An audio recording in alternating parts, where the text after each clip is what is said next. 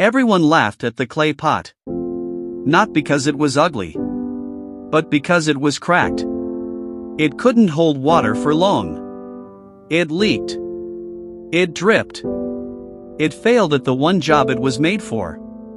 And in a place where every drop of water mattered. That made it useless. So one day, they replaced it. A new pot arrived, smooth, shiny, perfect. No cracks. No leaks.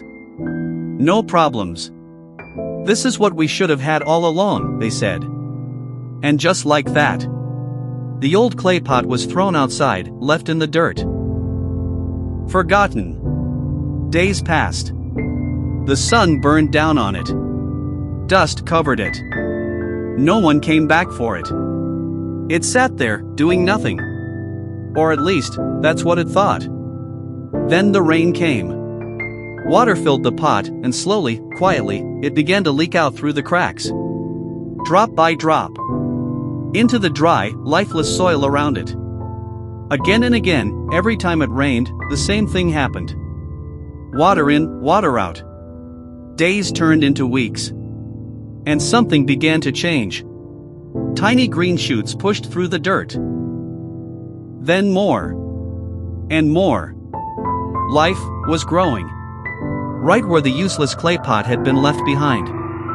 Then one day, everything changed. The village was hit by a drought. The river dried up. Crops failed. Food became scarce. The new pot, the perfect one, stood empty. There was no water left to carry. Panic spread. People searched everywhere, hoping to find anything that could help them survive. And then, someone noticed it. Behind the huts. A patch of green. Fresh plants. Alive. They rushed over. And there it was. The cracked clay pot, sitting quietly in the middle of it all. The same one they threw away. The same one they called useless. Without even knowing it. It had been watering the land this whole time. Keeping life alive when everything else was dying. In that moment, they finally understood.